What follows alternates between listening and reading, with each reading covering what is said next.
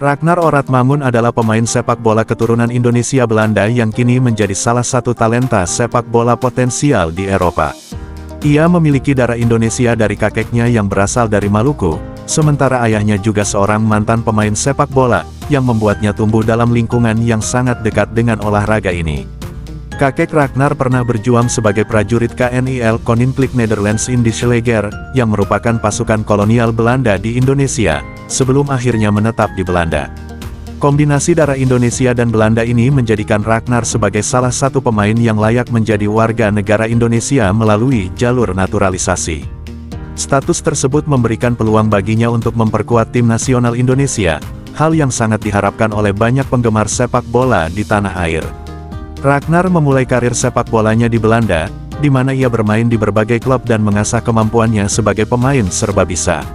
Salah satu keunggulan Ragnar adalah fleksibilitasnya di lini serang. Ia dapat bermain di berbagai posisi, baik sebagai gelandang serang maupun penyerang sayap. Saat ini, Ragnar bermain untuk FC Vedendere, sebuah klub di Belgia, dan terus menunjukkan performa yang menjanjikan di kompetisi Eropa. Kemampuannya dalam mengontrol bola, dribbling yang apik, serta visi bermain yang tajam menjadikannya pemain yang diandalkan dalam serangan. Meski berkarir di Eropa, nama Ragnar mulai dikenal luas di Indonesia, terutama setelah kabar mengenai kemungkinan naturalisasinya mencuat. Kabar ini semakin menarik perhatian setelah ia melakukan debut impresif bersama timnas Indonesia. Dalam debutnya, Ragnar berhasil mencetak gol yang membantu Indonesia meraih kemenangan besar melawan Vietnam. Performa tersebut membuatnya semakin diperbincangkan sebagai salah satu pemain naturalisasi yang berpotensi memperkuat skuad Garuda di masa depan. Namun, bukan hanya soal sepak bola yang membuat sosok Ragnar menarik. Di luar lapangan, Ragnar juga memiliki perjalanan hidup yang inspiratif. Pada usia 15 tahun, Ragnar memutuskan untuk memeluk agama Islam.